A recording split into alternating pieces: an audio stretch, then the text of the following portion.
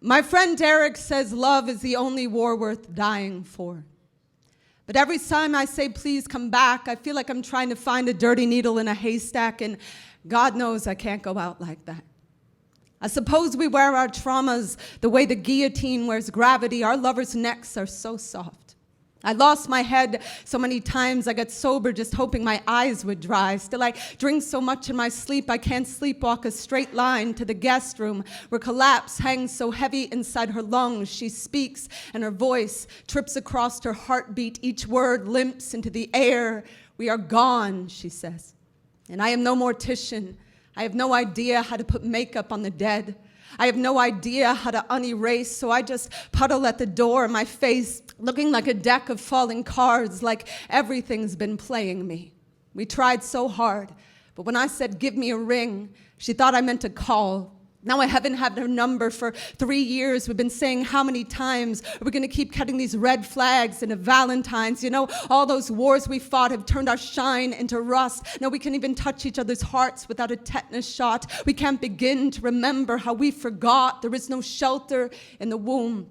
The heart forms long before the rib cage. My mother swore she could feel me kicking weeks before my feet formed. That's how hard my heart beat, and it still does. But they say the womb is where we learn love, is knowing the cord that feeds you could at any moment wrap around your neck. I hold my breath for the entire 56 seconds it takes her to walk to the window, to stare at the road, to tell me she has nothing left, to tell me we are done carrying our level heads in our tornado chests. And for the first time, I know she is right. As the dawn, after our first date, we were so young. I hadn't written an honest love poem yet. I hadn't met anyone I could fall so hard for. To the night we kissed on our skateboard, she teased me for going so slow. I said I never want to catch up to the letting go. I want the plead in my throat to forever anchor my spine in the seams of your worn slippers, love. Even when that dove crashed to the window, even when our friends said you can call it love, but you know Einstein called himself a pacifist when he built the bomb. When they asked why we stayed together for so long, I say I don't know. I just know we cried at the exact same time in every movie.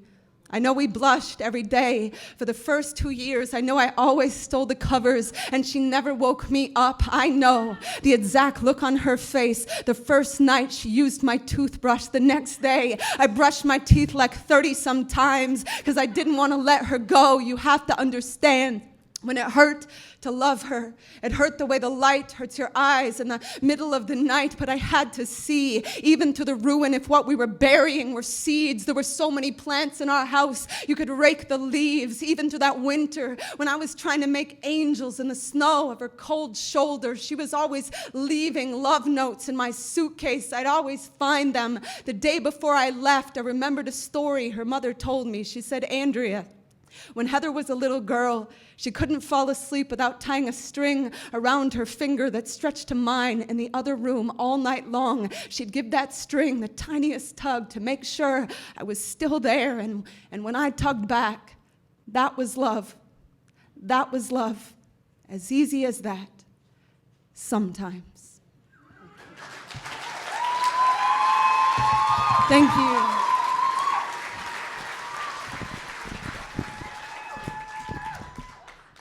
My hands are sweating too much to get this down. Are anybody's hands not sweating because they're having so many fucking feelings? Thanks, Inez. I have so many feelings in my body right now. I feel like I wish my body was 700 times bigger so I could fit them all.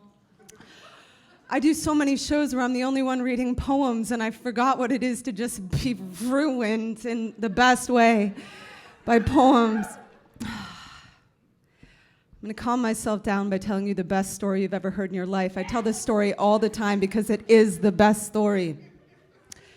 So years ago, I was hanging out with this woman that I really liked, and we were lying in her bed. Good story so far. And we're about to kiss for the very first time, and I love you. And right before our lips touched, she jumped up out of the bed, she ran to her closet, and she got a stethoscope. And she came back, and she put the ear things in my ears, and she slipped the knob down her shirt onto her heart, and she whispered, I want you to listen to my heart speed up when you kiss me. and I kissed her. And her heart got faster and faster. It was one of the most beautiful moments of my life. Moral of the story, buy a stethoscope, and I'm gonna start with an old love poem that reminds me of Prince, and afterwards I'm gonna tell you why, because you won't know until I tell you. So Heather is actually here with me tonight. She's one of my best friends in the whole world. And that's what queers do. You become best friends with the people that you dated. And on our first, so I'd never met anybody in my life so in love with Prince. And I had to accept from the beginning that she would always be more in love with him than me. But we were the same size, so I felt good about it. On our first holiday together, I gave her a skateboard with the music notes to one of his songs painted in purple down the back of the, I forget actually which one it was. But anyway, so a while ago, we were on a plane together because she's also my tour manager now. We're doing it super queer, y'all. So. We were on a plane together, and we couldn't get seats together, so she was 15 rows in front of me. And when the plane landed, the pilot came on the intercom and announced that Prince had died. And I never in my life tried so hard to climb over 15 rows of seats to get to her. It was awful. All my poems are going to be sad tonight because I'm going to try to be honest, so...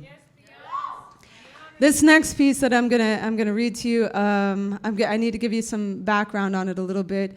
My sister is in prison for drug-related charges, and she's gonna be there for a while. And a few months ago, when she was getting sentenced, she asked me to write her a character witness letter.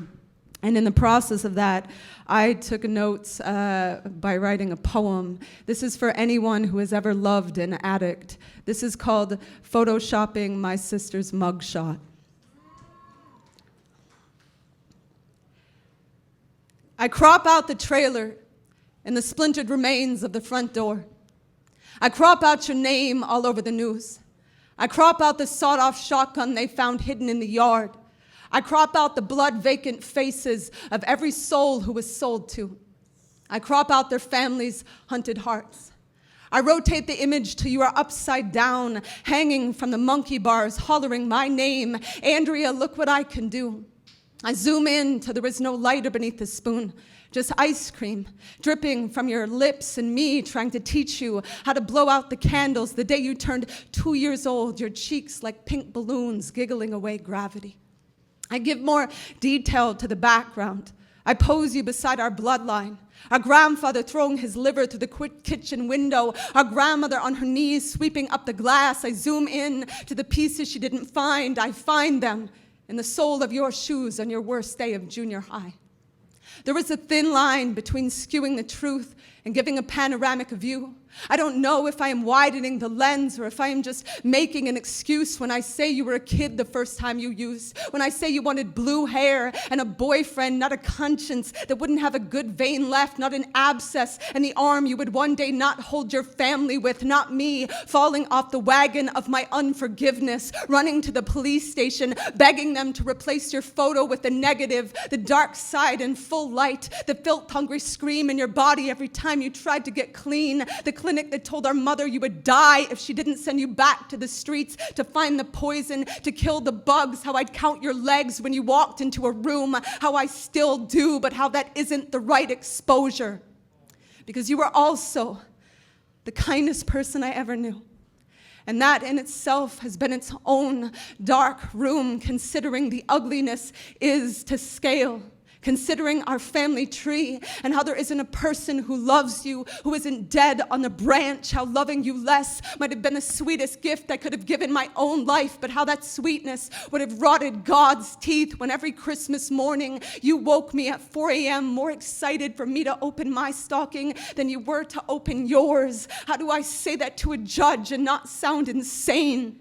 How do I say the truth isn't the right filter? The truth knows nothing of who you almost were, but I do.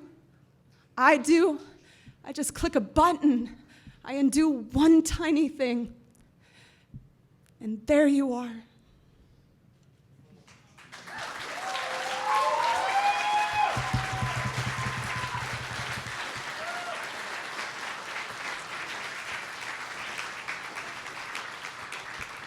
I'm shaking up here so much because that's what feelings do. I want to add something to that poem. So, in the last few years, it's been the first time in the history of the U.S. that we've started as a country to look at drug addiction as a public health, crisis instead of a criminal justice issue. And the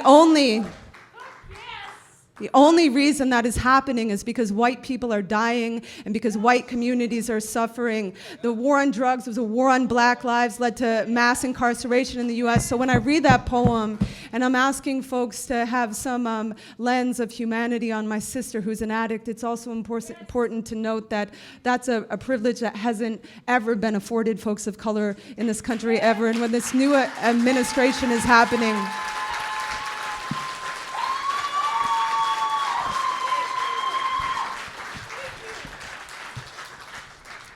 and with the new administration, that's not looking to get better, so there's so much to do, y'all, and yeah.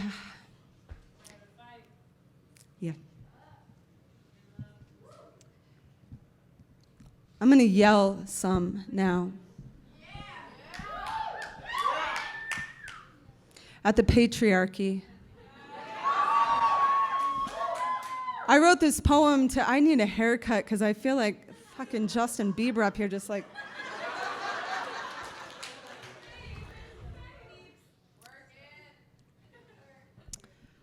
I wrote this poem to be read in a real world, meaning I kept encountering a situation and I didn't have the right thing to say to it, so I wrote a poem to scream. I haven't used it yet, but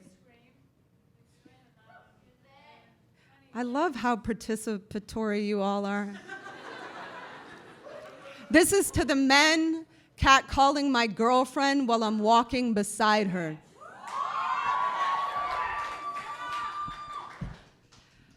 One of the biggest perks to looking the way I do is that I virtually never have to listen to someone like you suck your own dick out loud while telling yourself, I am what you're swallowing. How do you not know fail is what you do every time you think you can ace manhood with a thesis of, let me get a look at that ass, baby doll. Congratulations on being another dude who got his cat calls at Toys R Us, you unoriginal hand-me-down of mediocrity. You mosquito biting your own balls in a swamp of your mother's regret. I always just want to finish the show there.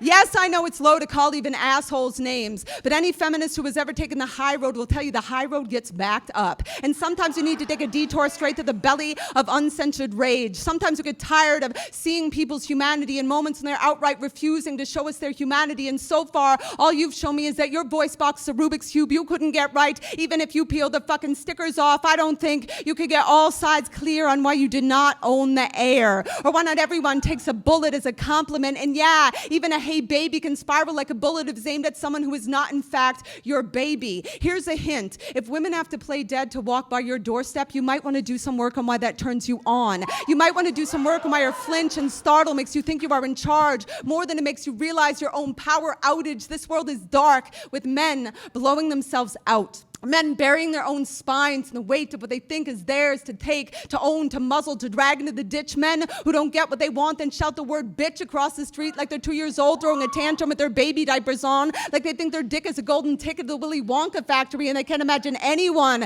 would have an intolerance to, hey, sugar. So they call you a slut or a whore or a dyke. Way to go, you get the last one right. Somebody get him a tote bag. Somebody get some construction paper and make him a certificate. Somebody get him something quick before he feels inadequate. all over a Santa Barbara sorority house, but where he lines up women like pretty glass bottles and starts shooting off more than his mouth. Seriously, if you think you are any different than a boy who would write a manifesto to do everything in his power to destroy everything he cannot have, then prove it by being the kind of man who isn't killing time, watching his own dignity play dead, whose heartbeat doesn't quicken with the quickening of a woman's footsteps, who has enough self-respect to not hang himself out the window of his fucking car. It is not Rubik's Cube hard to keep your mouth shut. Just keep your mouth shut. You can do it, man. I know you can.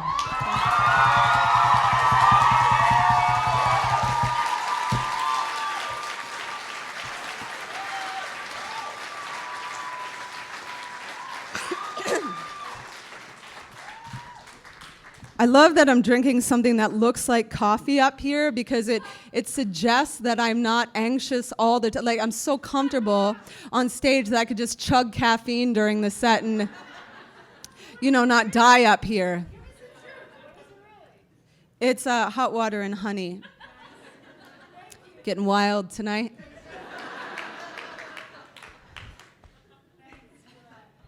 So the last time I was in this area, was an awful day because it was the day after the massacre in Orlando.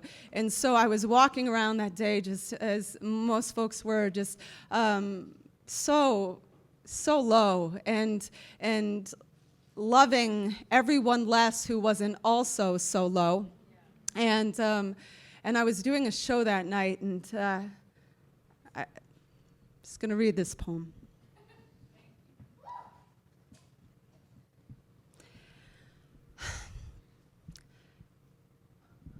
When the first responders entered the Pulse nightclub after the massacre in Orlando, they walked through the horrific scene of bodies and called out, "If you are alive, raise your hand." I was sleeping in a hotel in the Midwest at the time, but I imagine in that exact moment, my hand twitched in my sleep, some unconscious part of me aware that I had a pulse, that I was alive. The next day, I woke to the news that an assault rifle had fired 202 bullets through a gay bar on Latin night in one of the worst massacres in U.S. history. A massacre of people who did not leave the dance floor when they heard gunshots because they thought they were just the beats of a song. Everyone around me spent that day grieving, and every tear tasted like someone's damp sweat drying in the morgue. Later that night, I was performing for an audience that had spent 2 hours in line waiting to get through the bag checks and metal detectors.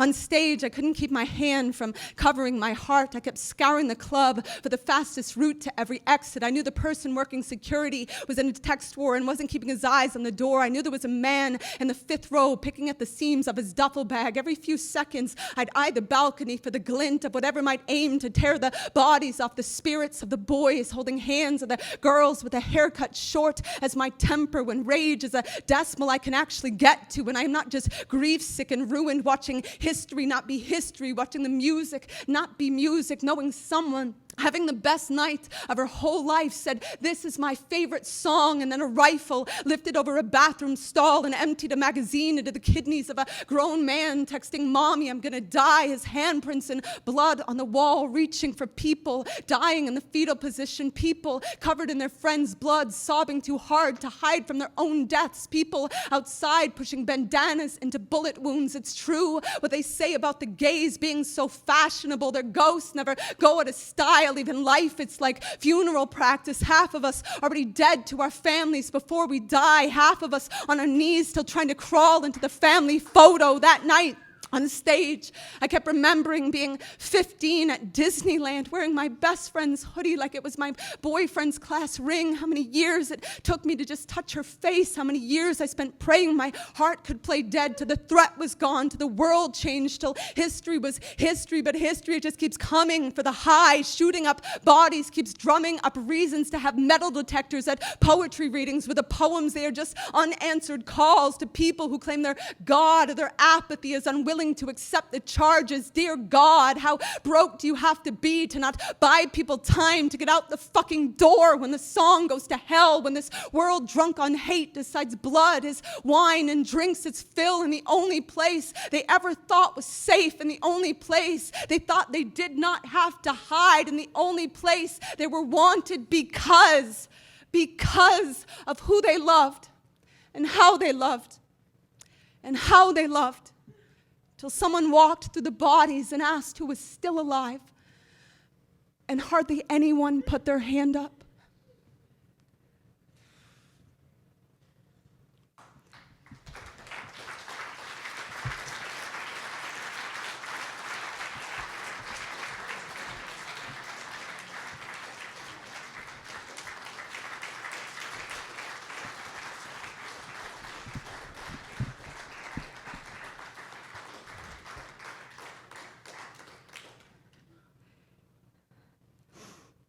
I'm going to end on this is going to be my final poem. Thank you all so much, and thank you to all the poets, and thanks to Button for having me here.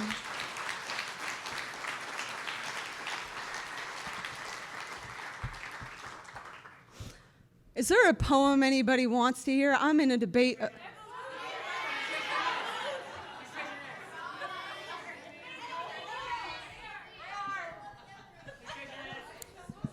Okay.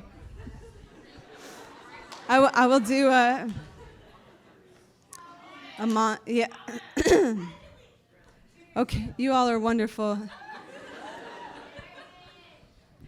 You know what? I'm actually going to read this one, and I wouldn't. It's so old, and I usually read it for other folks, but I'm going to read it for myself tonight because I can need it. And I was really.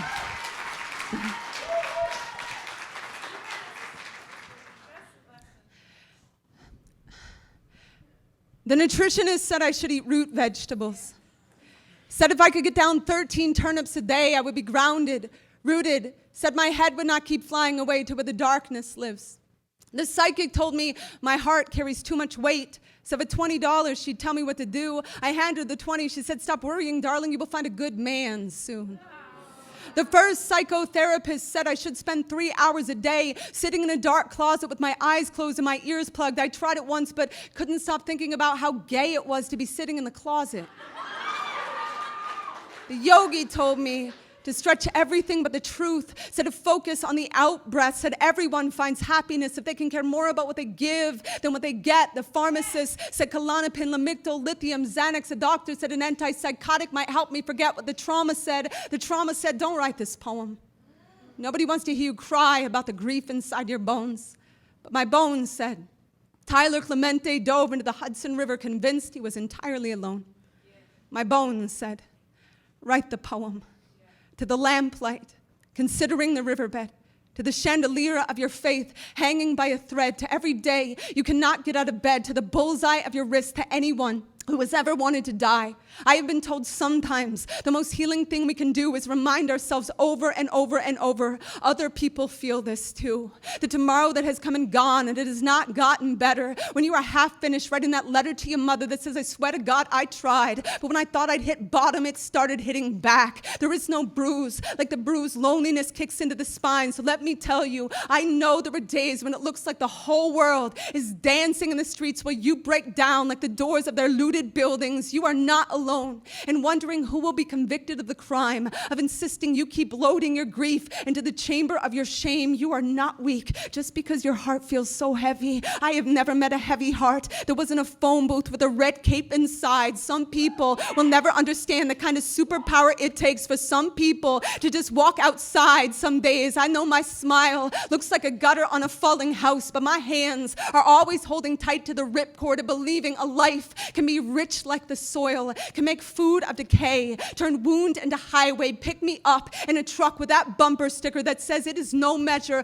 of good health to be well adjusted to a sick society. I have never trusted anyone with a pullback bow on my spine the way I trust the ones who come undone at the throat, screaming for their pulse to find the fight to pound. 4 nights before Tyler Clemente jumped from the George Washington Bridge, I was sitting in my hotel room in my own town, calculating exactly what I had to swallow to keep a bottle of sleeping pills down. What I know about living is the pain is never just ours. Every time I hurt, I know the wound is an echo, so I keep listening for the moment when the grief becomes a window, when I can see what I couldn't see before through the glass of my most battered dream. I watched a dandelion lose its mind in the wind, and when it did, it scattered 1,000 seeds. So the next time I tell you how easily I come out of my skin, don't try to put me back in. Just say, here we are, together at the window, aching for it to all get better, but knowing there is a chance our hearts may have only just skinned their knees, knowing there is a chance